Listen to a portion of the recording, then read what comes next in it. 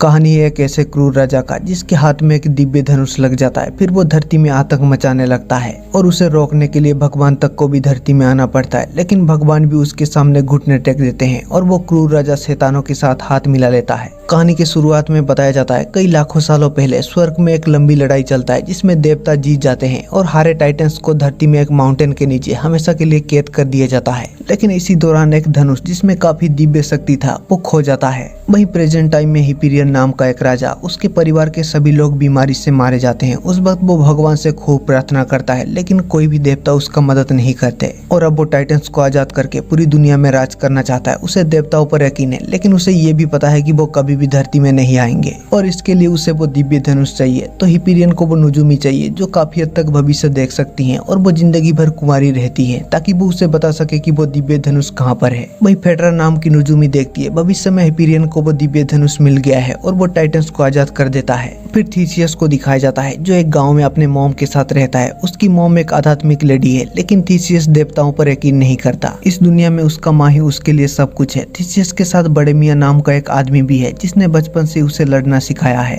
एक शाम हिपीरियन अपने सैनिकों के साथ उनके गाँव पर हमला कर देता है। जब थीसियस वहाँ पहुँचता है तो उन्होंने उनके काफी सारे लोगों को मौत के घाट उतार दिया था और उन्होंने उसकी मॉम को भी बंदी बना लिया था। तो थीसियस उन पर हमला कर देता है। वो लड़ने में काफी माहिर था। वो एक एक करके उनके काफी सारे सैनिकों को मौत के घाट उतार देता है। फिर भी आखिरकार वो थीसियस को बंदी बना लेते हैं और हिपीरियन उसकी आंखों के सामने उसके माँ का गला काट देता है जिससे वो वहीं मारी जाती है। वो थीसियस को भी मारने वाले थे लेकिन हिपीरियन कहता है वो काफी तंदुरुस्त है और उसे नमक की खदान में काम करने के लिए उसे ले जाने को कहता है। और ये सब अत्याचार आसमान से ज्यूस के संतान देख रहे थे। उन्हें काफी बुरा लग रहा था क्योंकि वो लोग जो देवताओं को पूजते हैं वो कभी भी किसी का बुरा नहीं चाहते, फिर भी उन्हें इस दर्द से गुजरना पड़ रहा है। हिपीरियन उन सभी लोगों को मिटाना चाहता है जो भगवान पर विश्वास रखते हैं, यहाँ तक कि वो प्रेग्नेंट औरतों को भी नहीं छोड़ता। तभी वहाँ ज्यूस आता है और उन्हें कहता है ये एक षड्यंत्र है। तो उसके संतान उसे कहते हैं एक ना एक दिन उसे वो दिव्य धनुष मिल जाएगा, तो वो इंसानों का मदद क्यों नहीं कर रहे। तो ज्यूस कहता है वो नियम कभी भी तोड़ नहीं सकते। इंसान उन पर विश्वास करते हैं तो उन्हें भी इंसानों पर भरोसा रखना होगा और जब तक वो दरिंदे टाइटन आजाद नहीं हो जाते वो इंसानों के किसी भी चीज में दखल नहीं देंगे और अगर कोई उसके नियम को तोड़ता है तो उसे सजाए मौत मिलेगा। वहीं हमें थीसियस और कुछ और कैदियों को दिखाया जाता है जिन्हें नमक के खदान के पास लाया गया था और हिपीरियन के सोल्जर उन नुजुमियों को भी उधर से हिपीरियन के पास ले जा रहे थे। इसी दौरान जैसे ही फेडरा का पैर थीसियस से टकरा जाता है उसे भविष्य दिखाई देता है जिसमें थीसियस हिपीरियन के साथ खड़ा है और उसके हाथों में वो दिव्य धनुष है। फिर पानी पीते वक्त फेडरा एक कैदी को कहता है वो तैयार रहे, आज रात को उन्हें वहाँ से निकलना होगा। फिर शाम को उन सभी को वहीं रखा गया था। इसी दौरान वो नुजुमी कुछ रिचुअल करने का नाटक करते हैं। जब हिपीरियन के सोल्जर उनके पास आते हैं तो वो उन पर हमला कर देते हैं। तो थीसियस और बाकी सभी उन सोल्जर पर हमला कर देते हैं। हिपीरियन के सोल्जर ने ये उम्मीद नहीं किया था क्योंकि वो सन्यासी हैं, वो किसी को भी नहीं मारती। फिर भी वो उन्हें रोक नहीं पाते। तो फेडरा की बाकी सहेलियां उन्हें वहां से जाने को कहती है क्योंकि उनका बचना ज्यादा जरूरी है। फिर जब किंग हिपीरियन को पता चलता है असली नुजुमी भाग गई है तो वो अपने सोल्जर को उनके पीछे भेज देता है और उसे वो नुजुमी किसी भी हाल में चाहिए क्योंकि वही उसे उस दिव्य धनुष का पता बता सकता है। वहीं थीसियस, फेडरा और बाकी सब काला समुद्र के पास पहुंच चुके थे जो तेल से भरा हुआ समुद्र है, लेकिन वहाँ भी काफी सारे गार्ड मौजूद थे। उनके पास वहाँ से बचने का और कोई भी रास्ता नहीं था। तो थीसियस और बाकी सब उन पर हमला कर देते हैं और वो एक नाव में वहाँ से निकलने वाले थे, लेकिन तभी वहाँ और भी काफी सारे गार्ड आ जाते हैं। वो ज्यादा देर तक उनके सामने नहीं टिकने वाले थे। वहीं आसमान से देवता ये सब देख रहे थे। उनका बचना किसी भी हाल में जरूरी था। तो ज्यूस के बेटों में से एक पोसाइडन जो कि समुद्र का राजा है वो कूद जाता है क्योंकि समुद्र का माया आज तक कोई भी समझ नहीं पाया। अगर उसका डैड उस पर शक करता है तो बाकी सभी उसका साथ देंगे। फिर पोसाइडन समुद्र में काफी जोर से आ गिरता है जिससे कुछ ही समय में ही वहाँ काफी बड़ा सुनामी बनने लगता है। वो सभी वहाँ से भागने वाले थे लेकिन तभी फेडरा उन्हें कहती है जब भी आसमान गरजता है तो उन्हें डटे रहना होगा। मतलब उसने इस घटना को भी अपने सपनों में देख लिया था। फिर वहाँ सभी सुनामी के चपेट में आ जाते हैं और वहाँ जितने भी गार्ड थे वो सभी मारे जाते हैं, लेकिन फेडरा, थीसियस और उनके साथी बच गए थे। फिर थीसियस फेडरा से पूछता है क्या उसने ये भी देख लिया था कि वो उस सुनामी से बच जाएंगे। तो फेडरा कहती है हाँ, ये देवताओं का चमत्कार है। थीसियस कहता है लेकिन वो देवताओं पर यकीन नहीं करता क्योंकि जब उन्होंने उसकी माँ को मार दिया तब देवता बस ये सब देखते रहे। जब फेडरा उसे पूछता है क्या उसने अपने माँ का क्रियाक्रम किया है, थीसियस कहता है लेकिन क्यों। तो फेडरा उसे बताती है भले ही वो देवताओं पर यकीन न करता हो लेकिन उसकी माँ उन्हें मानती थी तो उन्हें उसकी माँ का रीति रिवाज के हिसाब से सत्कार करना होगा और थीसियस इसके लिए मान जाता है।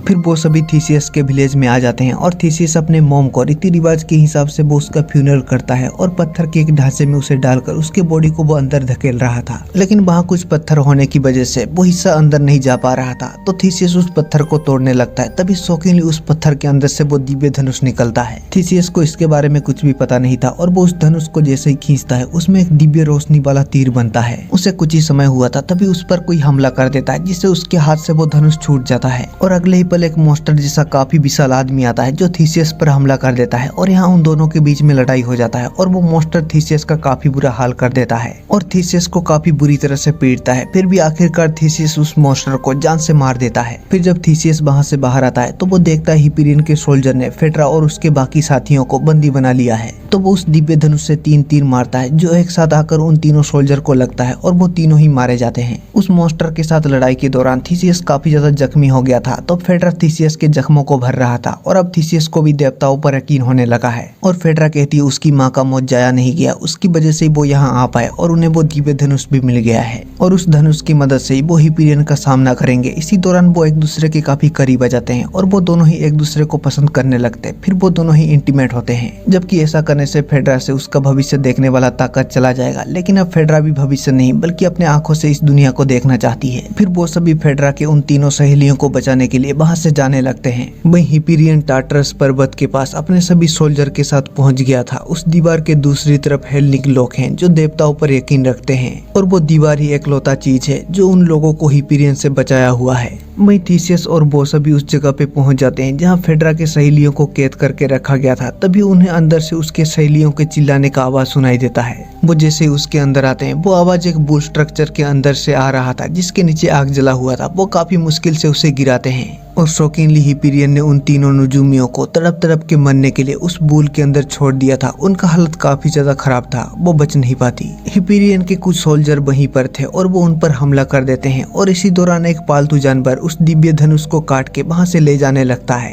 और वो सोल्जर भी उन सभी को मारने वाले थे। लेकिन तभी आसमान से एक देवता वहां पर आ जाता है और पलक झपकते ही वो एक एक करके उनके सभी सोल्जर को काफी बेरहमी से मौत के घाट उतार देता है। फिर जिउस की बेटी अथीना भी 2 घोड़ों के साथ वहां पर आ जाती है और बताती है वो घोड़े तब तक नहीं रुकेंगे जब तक वो टार्टरस पर्वत तक नहीं पहुंच जाते और उन्हें जल्दी वहां से जाने को कहती है, इससे पहले कि हिपेरियन को वो धनुष मिल जाए। लेकिन तभी जिउस खुद भी वहां पर आ जाता है। वो काफी गुस्से में था और उसे देख उसकी बेटी डर के मारे कांपने लगती है और वो माफी भी मांगती है। जब उसका बेटा कहता है इंसानों का मदद करने के लिए उसने कानून तोड़ा है, तो जिउस गुस्से में उस पर हमला कर देता है जिससे उसका बेटा वहीं मारा जाता है। फिर वो थीसियस को कहता है वो उन पर भरोसा करता है तो वो उसे सही साबित करे, वो उनका मदद करने के लिए हर बार नहीं आने वाले। फिर उन घोड़ों से थीसियस, फेड्रा और वो सभी वहां से जाने लगते हैं। वहीं वो जानवर वो दिव्य धनुष लेकर हिपेरियन के पास पहुंच चुका था और उसे वो दिव्य धनुष मिल जाता है। वहीं हिपेरियन और वो सभी टार्टरस पर्वत के पास पहुंच जाते हैं और वहां पहुंचते उनके वो घोड़े मारे जाते हैं। फिर उन्हें अंदर ले जाया जाता है। वो सभी जंग की तैयारी कर रहे थे, लेकिन हिपेरियन की सेना के सामने उनका सेना कुछ भी नहीं था। वहीं हिपेरियन को बताया जाता है वो देवता थे, वो आसमान से आए थे, उन्होंने उनका मदद किया। इससे हिपेरियन काफी ज्यादा गुस्सा हो जाता है, उसमें ऐसा क्या है जो देवताओं ने उसका मदद किया।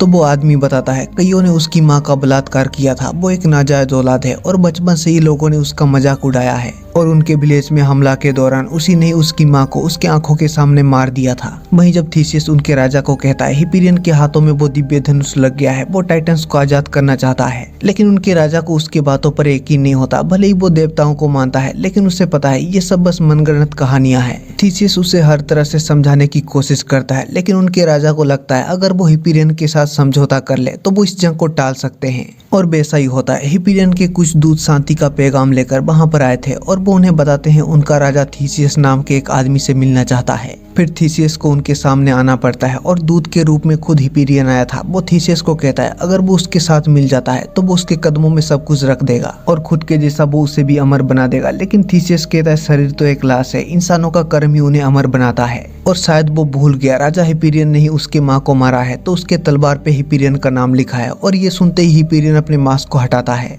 और उसे देख थीसियस गुस्से में उस पर हमला करने वाला था, लेकिन हिपेरियन की सोल्जर की वजह से वो कुछ कर नहीं पाता और वापस लौट जाता है। हिपेरियन कहता है भले देवता उसके साथ है, लेकिन कल सुबह वो टाइटन्स को आजाद करेगा, उसके बाद देवता भी कुछ नहीं कर पाएंगे। अगले सुबह वो सभी जंग के लिए तैयार थे। हिपेरियन आगे बढ़ता है। उस दीवार को गिराना नामुमकिन था, लेकिन अब उसके पास वो दिव्य धनुष है और उससे वो हमला कर देता है और एक ही बार में वो दीवार को पूरी तरह से डिस्ट्रॉय कर देता है, जिससे जितने भी हेलनिक सोल्जर थे वो सभी डर के वहां से भाग रहे थे, क्योंकि उन्हें भी पता है हिपेरियन के सोल्जर का नंबर काफी ज्यादा है। तभी थीसियस उन्हें रोकता है और कहता है उन्हें लड़ना होगा, लेकिन कुछ सोल्जर उसके खिलाफ थे। आखिर वो कौन होता है उन्हें ऑर्डर देने वाला? तो थीसियस कहता है वो उन्हें कोई ऑर्डर नहीं दे रहा, वो भी एक आम इंसान है, उन्हें अपने परिवार और बच्चों के बेहतर भविष्य के लिए लड़ना होगा, और अगर वो उन्हें उस दीवार के अंदर नहीं रोक पाए तो उनमें से कोई भी जिंदा नहीं बचने वाला। जिससे धीरे धीरे उनके अंदर जोश आने लगता है और थीसियस कहता है वो नामर्द है, तभी तो उन्होंने नकाब में अपने चेहरे को छिपाए रखा है और उनका भी खून बहता है और आखिरकार वो सभी लड़ने के लिए तैयार हो जाते हैं। वही हिपेरियन के सोल्जर भी आगे बढ़ रहे थे और वो सभी उस दीवार के अंदर भी आ जाते हैं। तभी थीसियस और वो सब भी उन पर हमला कर देते हैं और यहाँ उनके बीच में काफी घमासान लड़ाई शुरू हो जाता है। भले उनका नंबर काफी ज्यादा कम था, फिर भी उस दीवार के अंदर वो बराबर थे और वो उन्हें कड़ी टक्कर दे रहे थे। जब हिपेरियन वहां आता है तो वो उन्हें मारने में अपना वक्त बिल्कुल भी बर्बाद नहीं करता और वो टार्टरस पर्वत की तरफ जाने लगता है और कुछ ही समय में ही वो उनके राजा के पास भी पहुंच जाता है। वो उससे बात करना चाहता था, लेकिन हिपेरियन आंख बंद करके उसे वहीं मौत के घाट उतार देता है। वही नीचे काफी घमासान लड़ाई चल रहा था। जब थीसियस को पता चलता है हिपेरियन पर्वत की ओर चला गया है तो वो भी उधर ही जाने लगते हैं और जब वो ऊपर आते हैं तो हिपेरियन ने उस दिव्य धनुष से वहां सुरंग बना दिया था। थीसियस और उसका साथी उसके अंदर आते हैं और वो देखते हैं हिपेरियन वहां पहुंच चुका है जहां टाइटन्स को कैद करके रखा गया है। वो उसे रोकने के लिए आगे बढ़ते, लेकिन उससे पहले हिपेरियन उस दिव्य धनुष से वहां हमला कर देता है, जिससे वहां काफी बड़ा एक्सप्लोजन होता है और जब उन्हें होश आता है तब तक काफी देर हो चुका था। वो टाइटन्स आजाद हो चुके थे। हिपेरियन अपना काम पूरा करके वहां से चला गया था और उसका साथी नीचे गिर गया था। वो थीसियस को कहता है वो वहां से चला जाए, उसके पास वो धनुष है, उसे कुछ नहीं होगा। लेकिन अगले ही पल वो टाइटन्स उसके पास आ जाते हैं। वो भी देवताओं के जैसे ही काफी फुर्तीले थे। वो उनमें से एक टाइटन को तो मार देता है, लेकिन अगले ही पल बाकी टाइटन्स उस पर हमला कर देते हैं और काफी बेरहमी से उसे मार देते हैं। फिर अगले ही पल सभी देवता वहां पर आ जाते हैं और वो थीसियस को कहते हैं अब ये उनका लड़ाई नहीं रहा और उसे वहां से जाने को कहते हैं। फिर वो उन टाइटन पर हमला कर देते हैं और यहाँ उनके बीच में लड़ाई हो जाता है। वो टाइटन्स भी काफी फुर्तीले और ताकतवर थे। वो देवताओं को कड़ी टक्कर दे रहे थे, लेकिन देवता उनसे ज्यादा ताकतवर थे। वो उन्हें चुन चुन के काफी बेरहमी से मार रहे थे, लेकिन टाइटन्स भी काफी सारे थे। वो उनमें से एक देवता को काफी ज्यादा जख्मी कर देते हैं और वो उसे जान से मार भी देते हैं। वहीं थीसियस वहां से जा रहा था, तभी हिपेरियन उस पर हमला कर देता है और यहाँ उन दोनों के बीच में लड़ाई हो जाता है। भले थीसियस भी काफी ज्यादा ताकतवर था, फिर भी हिपेरियन उससे कड़ी टक्कर दे रहा था और वो उसे मारने भी वाला था। वहीं देवता भी टाइटन्स को मार तो रहे थे, लेकिन वो नंबर में काफी ज्यादा थे, जिस वजह से सभी टाइटन्स को रोक पाना उनके लिए भी मुश्किल साबित हो रहा था। वहीं हिपेरियन का आर्मी और हेलनिक सोल्जर के बीच में भी लड़ाई काफी जोरों शोरों से चल रहा था और ये लड़ाई ऐसे ही कई समय तक चलता है और टाइटन्स ज्यूस की बेटी एथीना को भी काफी हद तक जख्मी कर देते हैं और वो उसके एक और बेटे को भी मार देते हैं। फिर एथीना ज्यूस को इंसानों को बचाने का रिक्वेस्ट करती है तो ज्यूस ऊपर आता है और जंजीरों से वहां जो बड़े बड़े स्टैचू थे वो उन्हें खींचकर सभी टाइटन्स को उसके अंदर ही मारने वाला था। वहीं हिपेरियन ने भी थीसियस का काफी बुरा हाल कर दिया था और वो उसे जान से मारने वाला था। इसी दौरान थीसियस भी चालाकी से एक नुकीले चीज को उठा लेता है और हिपेरियन उसे जैसे ही मारने वाला था थीसियस उसे नीचे गिरा देता है और उस नुकीले चीज को उसके गर्दन के आर पार कर देता है और ज्यूस भी फाइनली उन स्टैचू को गिरा देता है, जिससे वो जगह पूरी तरह से टूटने लगता है और हिपेरियन के सोल्जर भी बाहर से वो नजारा देख पूरी तरह से हक्के बक्के रह जाते हैं। टाइटन्स वहां से निकलना चाहते थे, लेकिन वो सभी वहीं कुछ ले जाते हैं। फिर ज्यूस एथीना को वहां से ले जाता है। थीसियस का वहां से बाहर जाने का रास्ता भी बंद हो गया था और वो वहीं मरने वाला था, लेकिन तभी देवता उसे भी अपने साथ ले जाते हैं और इसी के साथ ये जंग खत्म हो जाता है। फिर हमें कुछ सालों बाद के वक्त को दिखाया जाता है। एक्मस को बड़े मियाँ उसके डैड के वीर कथा के बारे में बता रहा था, कैसे वो देवताओं पर यकीन नहीं कर रहा था, लेकिन उसके वीरता के चलते देवताओं ने उसे अपना लिया और उनके गाँव में थीसियस का वो अमर वीर गाथा का कलाकृति बनाया गया था। तभी एक्मस उन्हें जैसे ही छूता है उसे कुछ नजारे दिखाई देते हैं, यानी उसकी माँ का वो भविष्य दिखने वाला ताकत एक्मस के अंदर भी है और बड़े मियाँ उसे कहता है उसे भी तैयार होना होगा क्योंकि जल्दी एक और जंग छिड़ने वाला है। तभी उसकी माँ उसे बुलाता है और इसी दौरान एक्मस जैसे ही अपना आंख बंद करता है, ये क्या, आसमान में देवता और टाइटन्स के बीच में जंग शुरू हो चुका है और इसी के साथ ये बेहतरीन कहानी खत्म हो जाता है। आपको इसका स्टोरी कैसा लगा कमेंट सेक्शन में जरूर बताना and thank you so much.